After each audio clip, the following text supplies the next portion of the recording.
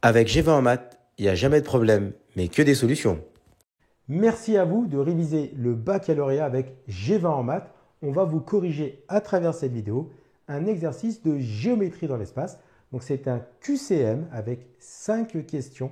Donc l'énoncé, vous allez le trouver ici sur votre gauche et la première question ici sur votre droite. Donc tout simplement, on nous donne une droite qu'on appelle delta, donc sous forme paramétrique. On a 4 points et on souhaite savoir parmi les 4 points de la proposition de la question numéro 1, quel est le point qui appartient à la droite. Donc ici, on a la droite delta que nous allons écrire ici, donc x égale 1 plus 2t, y égale moins 2 plus t, et z égale moins 4, non 4, pardon, moins t. Donc ça, c'est ma droite delta. Et on va tester en fait le point M. En fait, on va faire par étape, donc chacun des points. Premier point en test A, la réponse A. Si ça ne marche pas en test B, C ou D, donc les réponses. Donc on va prendre le point M. On redonne ici ses coordonnées. Donc le point M, ses coordonnées, c'est 2, 1, moins 1. Si le point M appartient à la droite delta, eh bien les coordonnées du point M doivent vérifier l'équation paramétrique de delta. Donc on va remplacer le x, le y et le z par les coordonnées du point M. Donc en fait ici, on va devoir résoudre le système suivant 2 avec 1 ici et moins 1. Donc on a remplacé le x, y et z égale 1 plus 2t, moins 2 plus t et 4 moins t. Et donc l'objectif, c'est de résoudre chacune des équations de notre système. Donc en fait ici, on va le faire directement. Le 2 moins 1, donc ça va nous faire 1. Donc on va voir ici 1 égale 2t. Le moins 2 va passer en plus 2, donc on va voir 1 plus 2, donc 3 égale à t. Et enfin, moins 1, moins 4, moins 5 égale moins t. Et donc, on a ici tout simplement t qui va être égal à 1 demi pour la première ligne. La deuxième ligne, on a t est égal à 3 et on a t qui est égal à 5. Et donc ici, on observe que les valeurs de t sont différentes les unes des autres. Donc ça signifie tout simplement que le point M n'appartient pas à la droite delta. Donc on va rejeter la réponse A. Et on va voir le même raisonnement pour la réponse B, c'est-à-dire pour le point N, donc le même schéma. Donc ce qui nous donne ici, on réécrit notre droite, x égale 1 plus 2t, y égale moins 2 plus t, et z égale à 4 moins t. Et donc on va tester avec le point N, donc les coordonnées du point N, on les réécrit, c'est moins 3, moins 4, 6. Et donc ça va nous donner moins 3, moins 4 et 6 égale 1 plus 2t, moins 2 plus t, 4 moins t. Et on va résoudre chacune des équations du système. Donc pour la première ligne, le 1 va passer en moins 1, donc on va avoir moins 3, moins 1, donc moins 4. Et on va diviser par 2. On va obtenir t égale moins 2 pour la première ligne. On poursuit avec la deuxième. Nous avons moins 4. Le moins 2 va passer en plus 2. Donc ça nous fait moins 4 plus 2, ça fait moins 2. Donc t égale à moins 2. Et enfin, pour la dernière ligne, le 4 va passer en moins 4. Donc 6 moins 4, ça va faire 2. 2 égale moins t, ce qui permet de dire que t est égal à moins 2. Et donc ici, on a les 3 t de chacune des lignes de notre système qui sont ici tous égaux. Donc autrement dit, ça signifie que le point N appartient à delta. Dans ce QCM, vous avez 4 propositions, une seule bonne réponse. On va la déterminer. Eh bien, c'est la réponse B pour cette question d'exercice. On va passer maintenant à la deuxième question. La deuxième question ici, c'est de déterminer les coordonnées du vecteur AB. Donc question très simple. On connaît les coordonnées du point A, on connaît les coordonnées du point B. On a calculé pour vous le vecteur AB. Donc on rappelle AB, x de B moins x de A, yb moins ya, zb moins za. Nous connaissons les coordonnées de A et de B, ce qui donne 2 moins 1, 1 moins 0, 0 moins 2. Donc au final, on a ici le vecteur AB qui fait 1, 1 moins 2. Et parmi les propositions données, on va retenir ici la réponse C.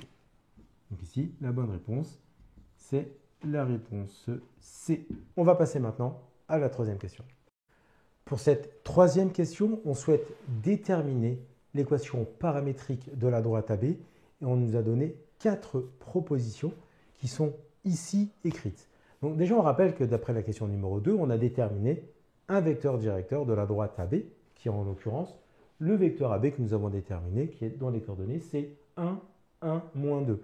Donc la première chose à faire parmi les 4 propositions que nous avons, c'est de regarder les vecteurs directeurs de chacune des propositions. On va les appeler respectivement UA, UB, UC et UD. Donc ici, si on a UA, le vecteur directeur pour la droite, ici donné en réponse A, le vecteur directeur, c'est les coefficients que vous avez devant les T. Donc ici, en l'occurrence, ça va donner 2, 1 et 0. Parce que ici, vous n'avez pas de T pour Z. Donc ça nous fait 2, 1, 0. Pour la droite B, pour la réponse B, on va l'appeler UB. Le vecteur directeur, c'est -1, -1 et 2. Donc toujours les coefficients devant le T. Pour ici, la réponse C, on a comme vecteur directeur 1, 1 et 2. Et enfin, UD, on va avoir ici 1, 1 et moins 2. Et donc maintenant, pour que ce soit la bonne droite, il faut absolument que les vecteurs directeurs que nous avons écrits soient soit égaux à AB, soit collinéaires ici au vecteur AB. Et quand on regarde, eh bien, UA, c'est le premier, n'est du tout pas collinéaire avec AB. Donc on va déjà rejeter la réponse A. Donc celle-ci, elle est sûre qu'elle n'est pas correcte. B, vous avez -1, -1, 2. Ici, vous avez 1, 1, moins 2. Ce sont deux vecteurs collinéaires. Tout simplement pourquoi? Parce que celui-ci, si on multiplie par -1, l'ensemble des coordonnées de notre vecteur, nous donne le vecteur AB. Donc celle-ci, c'est possible. Ça peut être la bonne réponse. On va vérifier. UC, 1, 1, 2, 1, 1, moins 2. Les vecteurs ici ne sont pas collinéaires. Donc on va rejeter C. Et enfin, pour le vecteur ici, la droite D, on a 1, 1, moins 2 qui est exactement le vecteur AB. Donc en fait, on peut aussi estimer que la droite D peut être la bonne réponse. Maintenant, eh bien, il va falloir choisir entre les deux. Est-ce que c'est B et est-ce que c'est D? Eh bien, on n'oublie pas une chose, c'est que le point ici, sur lequel il n'y a pas de T, c'est-à-dire qu'en l'occurrence, ici, c'est un point qu'on va noter de coordonnées 2, 1, 0. Ça, c'est un point qui appartient à la droite. Et ici, on a les points 1, 1, 2, donc toujours l'expression sans les T. Ça, c'est un point qui appartient à cette droite. Eh bien, on remarque que le point ici 2, 1, 0 est uniquement, tout simplement, les coordonnées du point B donné dans l'énoncé. Donc, ça signifie que le point B appartient à cette droite. D'accord? Et nous avons un vecteur directeur qui est collinéaire au vecteur AB.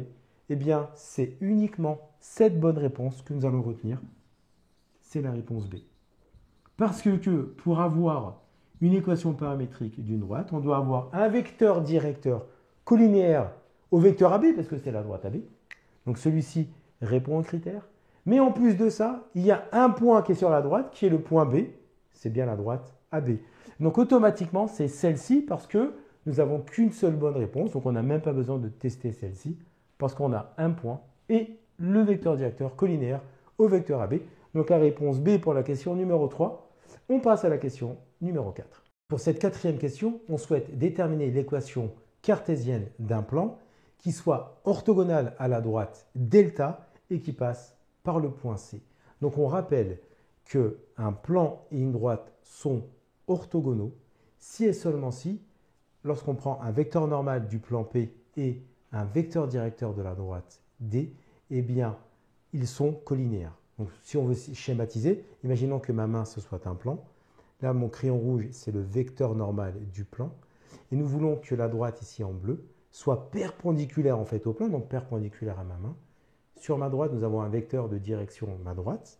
Eh bien, le vecteur directeur de ma droite, ici en bleu, doit forcément être collinéaire, ici au vecteur normal du plan, ici en rouge, le N. Donc ça tombe bien, on a déjà la droite delta. Donc on sait qu'un vecteur directeur de la droite delta, c'est U, on va l'appeler U, qui est ici égal à 2, 1, moins 1. Et on a 4 propositions ici de plans qui vont apparaître. Donc ici, le plan A, B, C, D par rapport aux réponses proposées, la première chose que nous allons faire, c'est déterminer un vecteur normal de chacun des plans. Donc, pour le premier plan, ici, un vecteur normal, eh bien, ce sont les coefficients devant le x, y et z. Donc, on va avoir ici le vecteur normal 1, moins 2, 4. On va l'appeler NA pour la réponse A. On va faire ensuite NB. Ça va être ici 2, 1, moins 1. 2, 1, moins 1. NC, qui va être ici 2, 1, moins 1. Et enfin, ici, pour NB, eh bien, on va avoir, il n'y a pas de x, donc c'est 0, 1 et 2. 0, 1 et 2. Ensuite, eh bien, il nous suffit, d'après le rappel qu'on a vu tout à l'heure, d'avoir les vecteurs U et N collinaires. Donc si on regarde, on cherche avec des vecteurs collinaires à 2, 1, moins 1. Lorsqu'on regarde le premier, pour NA, eh bien, ce n'est pas collinaire, ce n'est pas proportionnel. Donc, on rejette ici la réponse A. Si on regarde B et C, B et C, c'est exactement un vecteur normal de delta. Donc, B et C peuvent être des réponses possibles de la question. On regarde pour D ici, le plan, on a un vecteur normal 0, 1, 2 qui n'est pas collinaire à U. Et donc, on va rejeter ici D. Il va nous rester soit B, soit C. Donc maintenant, c'est l'information secondaire, c'est-à-dire le point C qui appartient au plan recherché. Eh bien, il va suffire de remplacer les coordonnées dans chacune des réponses possibles par les coordonnées du point C, qui sont ici 0, 1, 2, et on doit obtenir 0. Donc si je prends pour la réponse B, on a 2x plus y moins z plus 1 égale à 0. On va remplacer les coordonnées du point C dans cette équation et voir si on obtient 0. Donc les coordonnées du point C, ça nous fait 2 fois 0, plus y de C, donc plus 1, moins 2 plus 1, et ça va faire, eh bien, 0 plus 1 moins 2 plus 1, ça donne bien 0. On obtient bien 0 avec la proposition B. Donc la bonne réponse, c'est celle-ci. C'est la réponse B. Si vous vérifiez les coordonnées de C dans la réponse C, qui avait un vecteur ici collinaire à U, donc à la droite delta, ça ne va pas fonctionner. Si on le fait rapidement, regardez, 2 fois 0, donc 0, 1 moins 2, donc ça va nous faire moins 1, moins 1, moins 1, moins 2, ce n'est pas 0, donc c'est effectivement pas la réponse C. Donc c'est la réponse B pour cette question. On passe à la dernière question de l'exercice. Dernière question du QCM, on nous donne une relation vectorielle et cette relation vectorielle doit vérifier une des 4 propositions que nous avons données. Dans un premier temps, on va transformer cette relation vectorielle pour faciliter la réponse. Donc ici, nous avons moins OB, moins OC. On va les écrire en plus. Donc autrement dit, OD égale 3OA plus BO plus ici CO. Ensuite, on va appliquer la relation de Chasles. On va faire apparaître le point A ici pour le vecteur OD. Donc ça va nous faire OA plus AD égale, on va laisser 3OA. Ici, BO, on va l'écrire BA plus AO. Et enfin, pour CO, on va l'écrire CA plus AO. Ensuite, on remarque que nous avons ici OA, 3OA, AO, AO. Donc, on va essayer de regrouper l'ensemble de ces vecteurs. Ça va donner la chose suivante. Donc, AD, on va le garder AD, égale BA, donc on va laisser le BA pour le moment, plus CA. Et ensuite, on va avoir plus 3OA. Celui-ci, on va l'écrire en moins OA. Celui-ci, on va l'écrire en moins OA. Et on n'oublie pas qu'ici, nous avions OA qui va passer en moins OA. Et donc, au final, il va nous rester, eh bien, tout simplement, cette expression va devenir le vecteur nul, parce que vous avez 3OA moins OA, moins OA, moins OA, donc c'est le vecteur nul.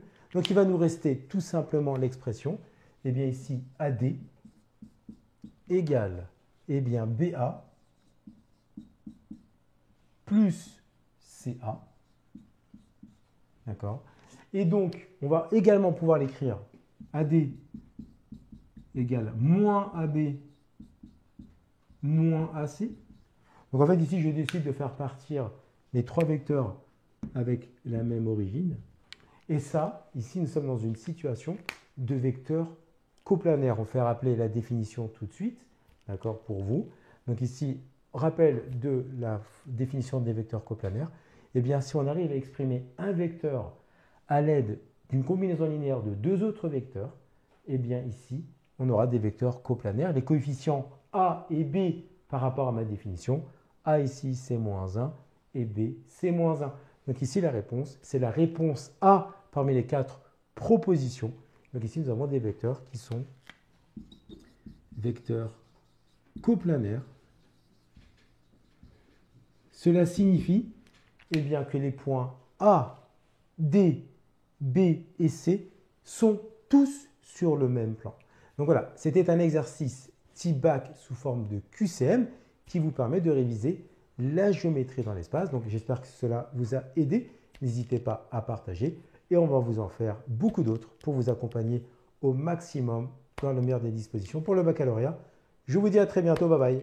Comme tu as kiffé la vidéo et que tu veux des bonnes notes en maths, alors tu mets un pouce bleu, tu t'abonnes à notre chaîne, tu poses un commentaire, on y répond sans problème. Ensuite, on t'embarque avec nous sur g20enmaths.com. Des exercices corrigés, des détails de ouf avec ça. Plus d'excuses pour pas avoir de bonnes notes en maths. Et bien sûr, rendez-vous sur nos réseaux sociaux.